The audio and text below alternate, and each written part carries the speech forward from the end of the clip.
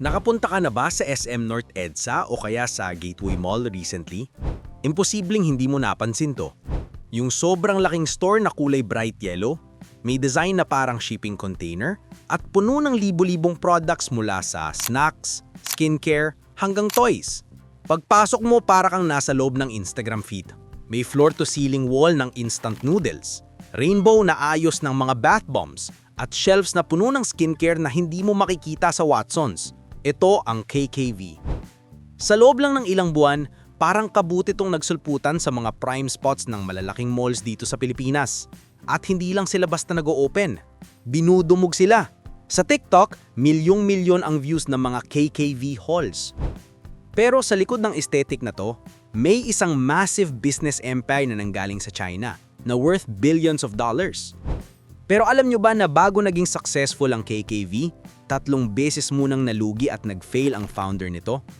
At alam nyo ba na for a long time, billions ang nawawala sa kanila bago sila kumita? Today, hihimayin natin ang kwento ng KK Group. From a struggling mini-mart to a retail unicorn na nagpaplanong magbukas ng 200 stores sa Pilipinas. Paano nila tinalo ang traditional retail gamit ang IT mindset? At bakit nga ba dilaw na container ang design nila? Para maintindihan natin ang KKV, kailangan muna nating kilalanin ang utak sa likod nito, si Wu Yuning. Unlike other retail giants na lumaki sa pamilya ng mga negosyante, si Wu ay isang IT guy. Isa siyang product manager bago siya pumasok sa retail. At alam naman natin ang mindset ng mga nasa tech, di ba? Kapag may bug, i-fix mo. Kapag may bagong version, i-update mo. Noong 2014, napansin ni Wu na sobrang boring ng physical retail sa China. Yung mga malls, puno ng lumang brands na hindi na pinapansin ng mga kabataan.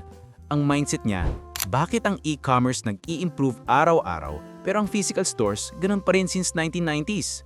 Kaya itingayo niya ang KK Guan version 1.0. Take note, hindi pa ito KKV. Malit lang to, mga 80 square meters. Isang community convenience store na nagbebenta ng imported snacks. Ang problema, walang differentiation, maraming kalaban at maliit ang kita. Parang sari-sari store na imported lang ang laman. So, fail number 1. Dahil agile ang mindset niya, nag-pivot siya. Ginawa niya ang KK Guan 2.0. Pinalaki niya yung store at naglagay siya ng coffee shop at bookstore sa loob. Gusto niya maging third space, yung parang Starbucks na pwede kang tumambay. Sounds good, right? Pero sa business, nightmare ito. Sobrang hirap i-manage ng inventory ng pagkain at libro sabay sa retail. Masyadong magastos, masyadong magulo. Fail number 2. Hindi siya sumuko. Nag-adjust ulit siya to version 3.0. Tinanggal ang coffee shop, binalik ang focus sa imported goods, pero inayos ang supply chain. Dito na sila nagsimulang makakuha ng traction. Pero ang totoong breakthrough ay nangyari noong 2019. Na-realize ni Wu na ang mga malls ay desperado para sa anchor tenants, yung mga stores na kayang humatak ng tao. Kaya isinilang ang Generation 4.0, ang KKV. Imbes na maliit na pwesto, kumuha sila ng 1,000 square meters na space. Imbes na mukhang grocery, ginawa nilang mukhang art gallery. At imbes na maghintay ng customers, ginawa nilang viral destination ng mismong store. Pag-usapan naman natin yung visual strategy nila. Bakit bright yellow? Bakit shipping container? Ayon kay Wu Yuning, ang container ay symbol ng global trade. Ito yung nagko-connect ng products mula sa ibang bansa papunta sa iyo. By using the container aesthetic, sinasabi ng brand na, "We bring the world to you." Pero may deeper psychology dyan. Ang yellow ang pinaka-visible na kulay sa mata ng tao. Sa isang mall na puno ng puti at gray na stores, ang KKV ay parang traffic sign na sumisigaw ng, "Look at me!" It creates a sense of urgency at energy. Perfect para sa Gen Z target market nila na mabilis mabore. Pansinin niyo rin ang layout ng store. Wala silang sales lady na nakabuntot sa'yo. Napansin niyo ba yun? Unlike sa Watsons o department stores na may magtatanong agad ng, "Ma'am, ano hanap nyo?" Sa KKV, you are left alone. Sa Giant, tawag dito ay immersive shopping. Alam ng Gen Z na ayaw nilang binibentahan sila. Gusto ng Gen Z na sila ang nakadiscover. Kaya malaya kang mag-swatch ng lipstick, magdasa ng ingredients ng toner, at mag-selfie sa noodle wall nang walang nanggugulo sa'yo. At syempre, ang noodle wall, hindi lang yan display. Yan ay free marketing. Every time na may magpa-picture dyan at ipost sa Instagram o TikTok, libreng ads yan para sa KKV. Ang tawag dito ay Store as Content. Ang mismong tindahan ng content at ang customers ang media channel nila. Now, let's talk numbers. Paano nakapagpatayo ng ganito kalalaking store si Wu Yuning? Simple lang, venture capital. Dahil sa tech background ni Wu, naibenta niya ang KKV sa investors hindi bilang isang tindahan, kundi bilang isang data-driven platform. Nakakalula ang naging valuation nila. By 2021, tinawag na silang unicorn, isang term para sa startups na worth over $1 billion. Sinasabing umabot pa nga ito ng $3 billion sa peak ng hype. Ang mga backers nila ay bigating pangalan, kasama na ang EWTP na connected kay Jack Ma ng Alibaba. Pero may catch. For years, KKV was bleeding money. As in, dugo kung dugo.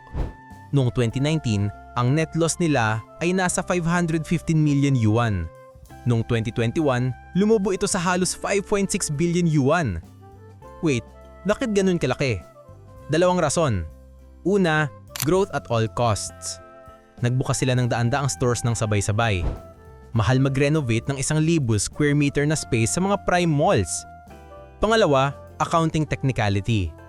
Dahil tumaas ang value ng company, yung shares na hawak ng investors, tumaas din ang value sa libro at nire-record ito bilang kampawian or loss sa papel. Pero kahit tanggalin natin yung accounting part, talagang magastos ang operations nila. Dumating sa point na maraming nagduda. Sabi ng mga critics, hanggang kailan kayo magsusunog ng pera? Kaya noong 2022, nagbago sila ng strategy. From expansion mode, lumipat sila sa efficiency mode.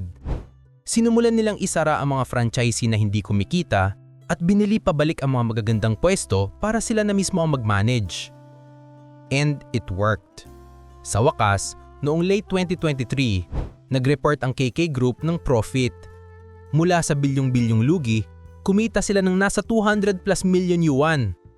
Ito ang naging ticket nila para mag-file ulit ng IPO or Initial Public Offering sa Hong Kong, though ilang beses na silang na-reject o na-expire ng application dati dahil sa higpit ng market regulators. So paano naman sila nakarating sa Pilipinas? Ang Pilipinas ay mall capital ng Southeast Asia. Mainit sa labas, walang parke, kaya lahat nasa mall. Ito ang perfect hunting ground para sa KKV. Pero hindi sila basta sumugod mag-isa. Nakipag-partner sila sa SM Supermalls. Mapapansin nyo, ang mga unang branches nila, SM North EDSA, SM Mall of Asia, SM South Mall, ay puro prime locations. Hindi sila tinago sa sulok. Nasa harap sila, katabi ng Uniqlo or H&M. Ang strategy nila dito ay anchor tenant.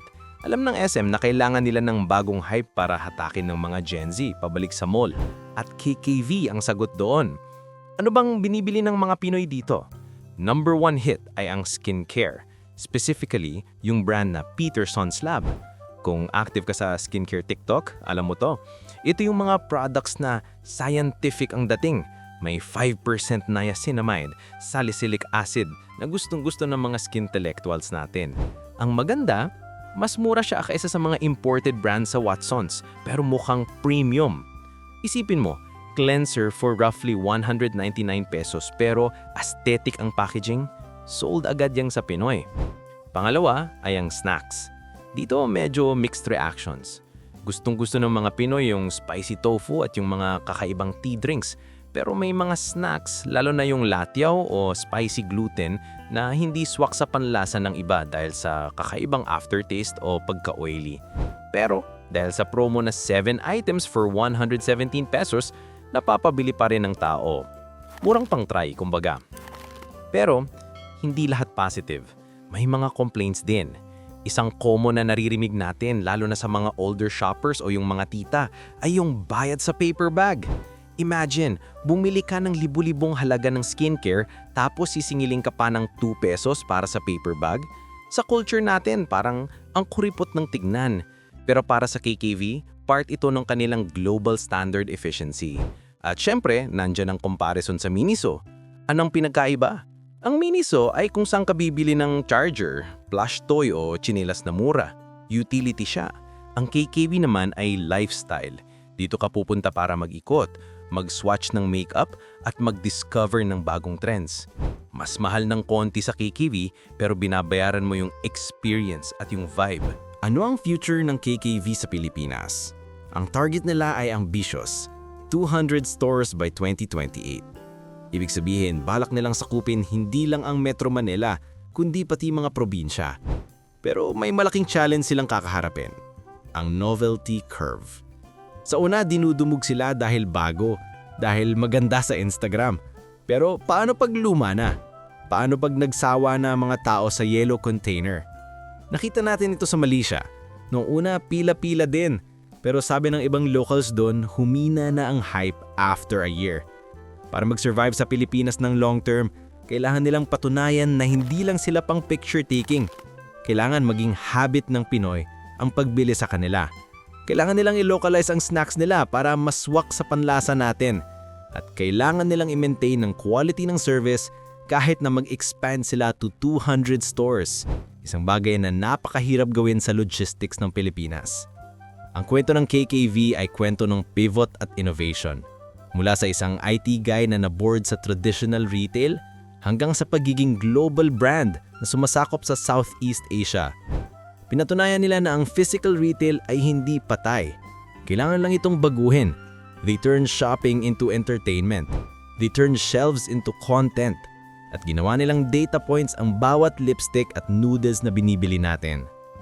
Sa ngayon, sila ang bagong hari ng mall atriums. Ang tanong na lang ay, hanggang kailan? Sa tingin nyo, hype lang ba ang KKV na mawawala din after a year o ito na ang bagong tambayan na papalit sa Miniso at Watsons? At kung nakapunta na kayo, anong favorite nyong bilhin? Yung skincare ba o yung snacks? Let us know sa comments sa baba.